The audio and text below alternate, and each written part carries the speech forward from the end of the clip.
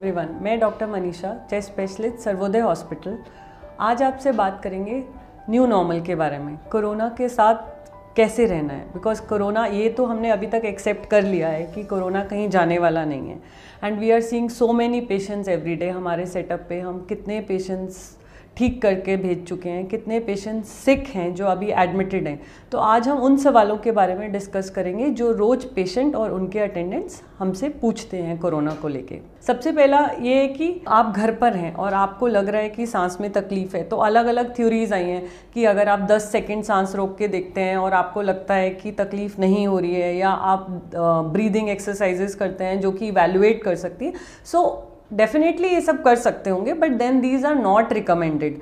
अभी एक जो रिकमेंडेशन का पार्ट है वो ये है जो 6 मिनट वॉक टेस्ट होता है। 6 मिनट वॉक टेस्ट मतलब हम पेशेंट को एक नॉर्मल पेस पे 6 मिनट के लिए चलने के लिए देखते हैं और 6 मिनट में चलने के बाद उनके ऑक्सीजन लेवल्स को चेक करते रहते हैं। अगर 6 मिनट के बाद ऑक्सीजन लेवल्स का डिप 6 से 8% से ज़्यादा हो तो डेफिनेटली लंग इन्वॉल्वमेंट शुरू हो गई है, which is a quite authentic test. Pulse oximeter है, which is a simple device कि आपने अपनी फिंगर पे ऐसे लगाया और वो आपकी बॉडी के ऑक्सीजन लेवल्स को मॉनिटर करेगा।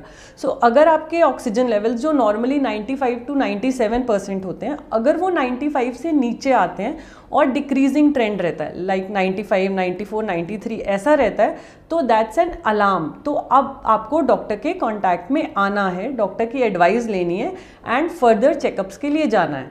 तो इससे पहले कि आपका नुकसान शुरू हो, बॉडी में निमोनिया बढ़ जाए, ये ऑक्सीजन लेवल्स एक इंडिकेटर है कि आपको हॉस्पिटलाइजेशन और आपको डॉक्टर की ज़रूरत है। कोरोना वायरस इन्फेक्शन में एक टर्म होती है हैप्पी हाइपॉक्सिया। हैप्पी हाइपॉक्सिया मतलब कि मेरी बॉडी में ऑक्सीजन लेवल्स कम होते जाते हैं, जिसको हाइपॉक्सिया कहते हैं, लेकिन आपको सांस नहीं फूलता है। बाय द टाइम आपको सांस फूलने लगता है, आपके ऑक्सीजन लेवल्स इतना डिप कर जाते हैं कि वो आपके लिए नुकसानदायक हो सकते हैं। सो अगर आपके सिम्टम्स वर्सन होते हैं या आप इनिशियल स्टेज पे ही मॉडरेट या सिवियर कैटेगरी में आते हैं तो आपको हॉस्पिटलाइज किया जाता है।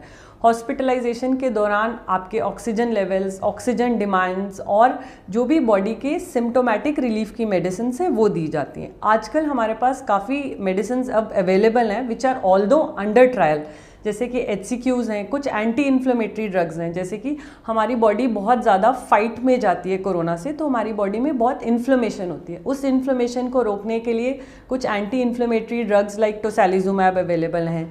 Anti viral drugs like remdesivir, FabiFlu ये अवेलेबल हैं। और HCQs, another drugs are steroids are added to the therapy if things worsen. अगर बीमारी बढ़ती है तो स्टेरॉइड्स और ब्लड थिनर्स को भी ऐड किया जाता है। So that depends upon the आपकी सिवियरिटी कितनी है। कि देखा गया है कि corona infection is a hyper coagulative state. Hyper coagulative मतलब इसमें खून गाढ़ा हो जाता है और कहीं कहीं जम जाता है, जिसकी वजह से लंग्स में ऑक्सीजन की कमी हो जाती है।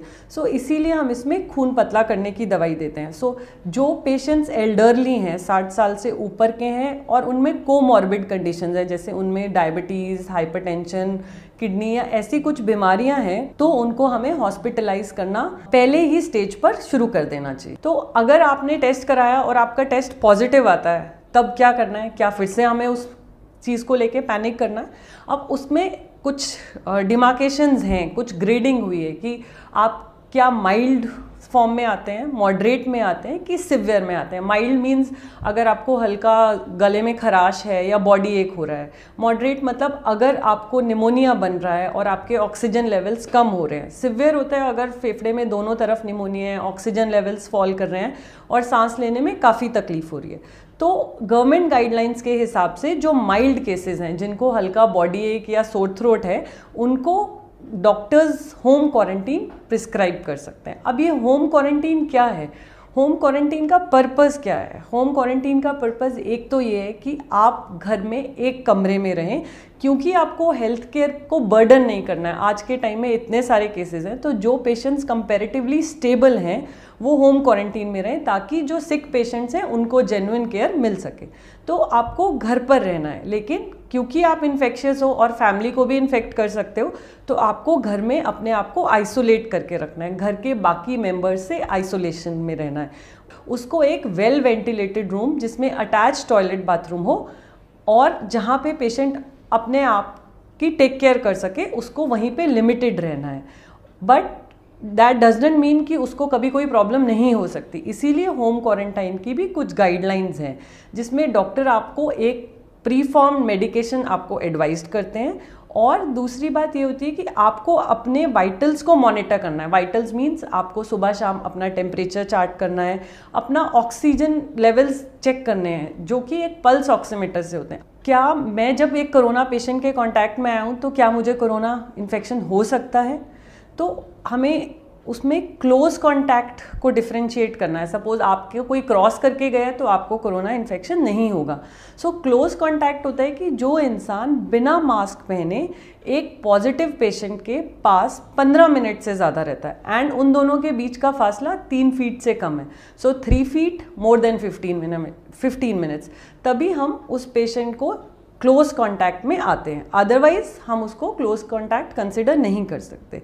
तो अगर आप क्लोज कांटेक्ट में आ गए हैं, अगर आपको पता नहीं है और उसके बाद आपको पता चलता है कि 2 दिन के बाद वो इंसान का पॉजिटिव आया है, तो आपको क्या करना है, आपको कितना पैनिक करना है, आपको कौन से टेस्ट कराने हैं कि नहीं कराने। तो इसके लिए आप डॉक्टर से मिलेंगे। ये जो टेस्ट है कोविड-19 RT-PCR स्वैब से जो होता है, ये सिर्फ डॉक्टर के प्रिस्क्रिप्शन पे ही होता है। और अगर आप जैसे सपोज आज एक्सपोज हुए हैं तो डे 5 से डे 10 वाला दिन होता है, जिसमें अगर आप टेस्ट कराएंगे तो टेस्ट की सेंसिटिविटी और स्पेसिफिसिटी अच्छी होगी। मतलब अगर आपको इन्फेक्शन है तो उसका जांच में आने में 5 से 10 दिन का वक्त लगता है। सपोज किसी के कांटेक्ट में आने से 5 दिन से पहले ही आपको सिम्टम शुरू हो गए हैं तो भी आप टेस्ट करवा सकते हैं, बट नॉर्मली 5 से 10 दिन ऑफ एक्सपोजर के बीच में is the right time to get yourself investigated. अभी और सवाल जो एक बहुत कॉमन है कि जैसे कि हमारे पेशेंट्स डिस्चार्ज होते हैं तो eight the time of the discharge वो चाहते हैं कि हमारा टेस्ट दोबारा किया जाए। उसका 2 पर्पज़ है। एक तो इसलिए कि वो देखने के लिए कि क्या एक्चुअल वो नेगेटिव हो गए हैं, दूसरा अगर वो नेगेटिव हो गए हैं तो क्या वो अपनी फैमिली मेम्बर्स के साथ रह सकते हैं या अपनी क्वारंटीन वाले पीरियड को ब्रेक कर सकते हैं। तो गवर्नमेंट भी कहती है गाइडलाइंस के हिसाब से भी कि अगर आप माइल्ड या मॉडरेट केस में आते हैं, माइल्ड या मॉडरेट मतलब अगर आपको ICU की ज़रूरत नहीं पड़ी है, ARDS में नहीं गए हैं, तो ऐसे पेशेंट्स का हम at the time of discharge test नहीं करते हैं। The criterias have change. उसमें क्या है कि अगर आपको 10 दिन हो गए हैं आपके सिम्टम शुरू हुए को और पिछले 3 दिन से आपको फीवर नहीं आया, so you have to be very sure कि 3 दिन लगातार आपको फीवर नहीं आया है एंड आपके 10 दिन सिम्टम ऑनसेट को हो गए हैं, तो हमें कोई भी टेस्ट कराने की ज़रूरत नहीं है। हम अपना क्वारंटाइन पीरियड फिनिश कर सकते हैं और नॉर्मल अपनी सोशल रिस्पॉन्सिबिलिटीज़ कैरी ऑन कर सकते हैं।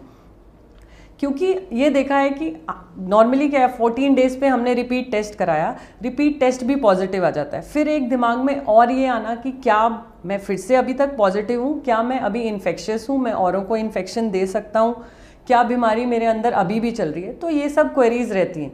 तो हमें ये समझना है कि जब हम 14 दिन के बाद भी टेस्ट करते हैं तो बहुत लोगों का पॉजिटिव आता है। दैट डज नॉट मीन कि उनके अंदर इन्फेक्शन है।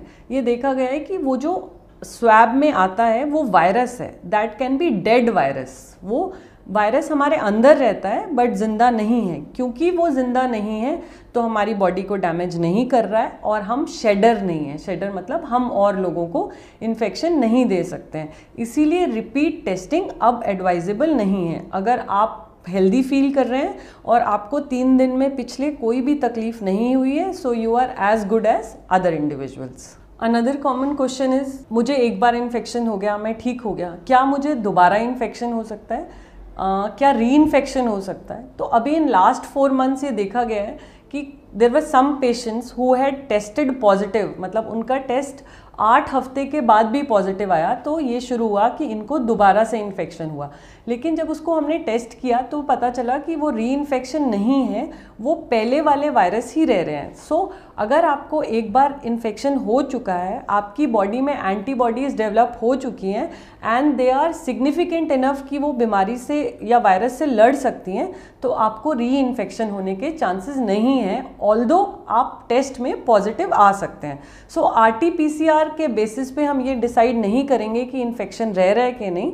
सो अगर आप हेल्दी फील कर रहे हैं, आपको 28 दिन हो चुके हैं, बिना किसी तकलीफ के, तो you are actually treated and cured. Since ये सारी कोरोना से जो फाइट है वो इम्यूनिटी की है, तो ये देखा गया है कि जो लोगों का इम्यूनिटी सप्रेस्ड है, चाहे किडनी डिजीज़ की वजह से, चाहे कार्डियक हार्ट डिजीज़ की वजह से, चाहे डायबिटीज़ की वजह से, या जो लोग स्मोकर्स हैं, जो हैवी स्मोकर्स हैं या क्रॉनिक स्मोकर्स हैं, उनमें डिजीज़ के बढ़ने की प्रोबेबिलिटी नॉर्मल इंसान से कंपैरेटिवली ज़्यादा होती है। So they have to be extra cautious.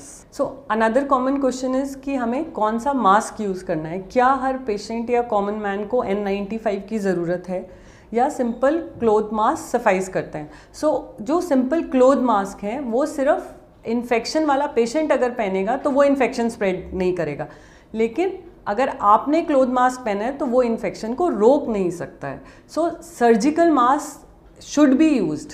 अगर आपको इन्फेक्शन है या आप अपने आप को इन्फेक्शन से बचाना चाहते हैं तो 3 layered surgical mask is the right option. जो N95 मास्क है वो सिर्फ उन डॉक्टर्स या हेल्थ केयर लोगों के लिए है जो एरोसॉल जनरेटिंग प्रोसीजर्स में होते हैं, जैसे कि ब्रोंकोस्कोपी, नेबुलाइजेशन, या जिसमें कोविड पेशेंट्स के कांटेक्ट में आते हैं, उस केसेस में हमें N95 की ज़रूरत है। Otherwise surgical mask which is a disposable mask, जो कि सिर्फ 6 से 8 घंटे तक यूज़ हो सकता है एंड रीवॉश नहीं हो सकता, वो वाला मास्क आप यूज़ करेंगे। अभी हम जैसे लॉकडाउन से अनलॉक की तरफ जा रहे हैं, तो भी हमें पूरी सावधानी बरतनी है, बिकॉज अभी देखो नंबर अनलॉक होने के बाद से नंबर बढ़ना शुरू हो गया है। सो हमें इस बात का ध्यान रखना है कि crowded places like schools, offices, get together, social gathering, religious places, gyms, जहाँ पे बहुत क्लोज कांटेक्ट रहता है, वहाँ पे until and unless very important हमें वहाँ पर नहीं जाना है, बिकॉज वो साइट्स हैं जहाँ पे मैक्सिमम ट्रांसमिशन या इन्फेक्शन रेट रहता है। उम्मीद करती हूँ कि इस वीडियो के बाद आपके मोस्ट ऑफ दी कॉमन सवालों के जवाब मिल गए होंगे, बट आपको ध्यान रखना है, स्टे सेफ। वायरस आपके पास चल के नहीं आएगा, आपको ही सावधानी बरतनी है अगर आपको इस वायरस से जीतना है।